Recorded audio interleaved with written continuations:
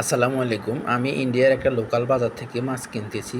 আমি ইন্ডিয়াতে আসলে আমি ইন্ডিয়াতে কলকাতা নিউ টাউনে লস্করাইল বাজার আমি থাকি একটা বাসায় থাকি লজের মতোই। আমি হোটেলে থাকি না, তো আমি নিজে রান্না করে খাই।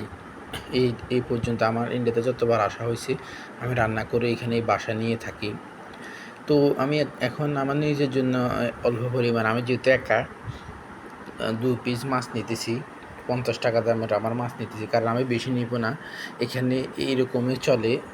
যা যতটুকু পরিমাণ প্রয়োজন সে ততটুকু বাজার করে।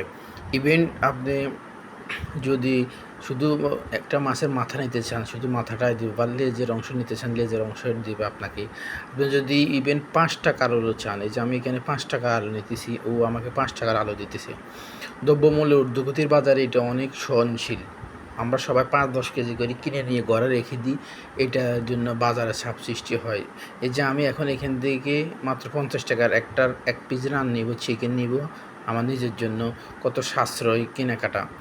এটা আমি মনে করি বাংলাদেশে এগুলো হওয়া দরকার। আমি চাইলে ৳১০ দিয়ে একটা আপেল কিনে খেতে পারছি। ইন্ডিয়াতে জিনিসটা আমার কাছে খুব ভালো লাগে। রিজনেবল প্রাইসে ৳১০ ৳৫ দিয়ে আমি একটা ফ্যামিলি সহ মাস শেষে বা দিন শেষে দেখা যায় বাজারে কোনো চাপ পড়ে না, কোনো বাজারের যে সিন্ডিকেট ওটা থাকে না, প্লাস ইচ্ছামতো কেনা যায়।